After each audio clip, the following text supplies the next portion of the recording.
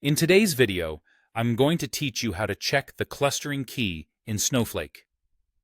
Understanding and managing your clustering keys is an integral part of optimizing your database performance in Snowflake, and it's much simpler than you might think. So, let's dive right in. First, let's talk about why you would want to check the clustering key in the first place. Clustering keys are essential in Snowflake because they help organize the data within your tables, optimizing the way queries are executed and improving performance.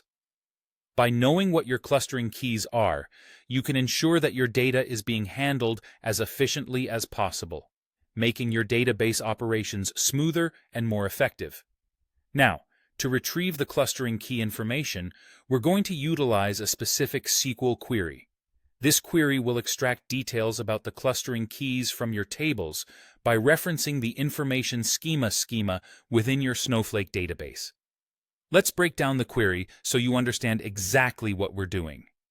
The query begins with the select statement.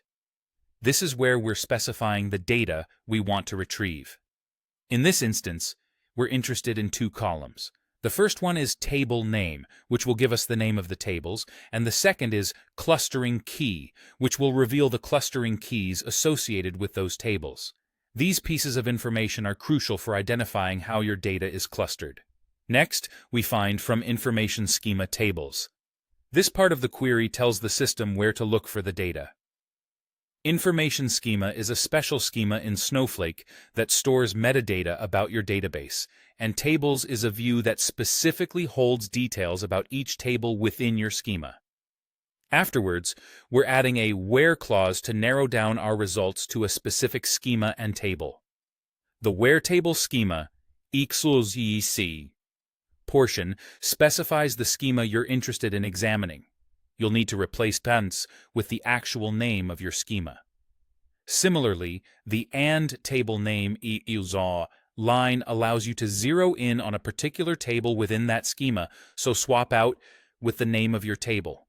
What this does is filter the results, so you're only viewing relevant information specific to your project's requirements.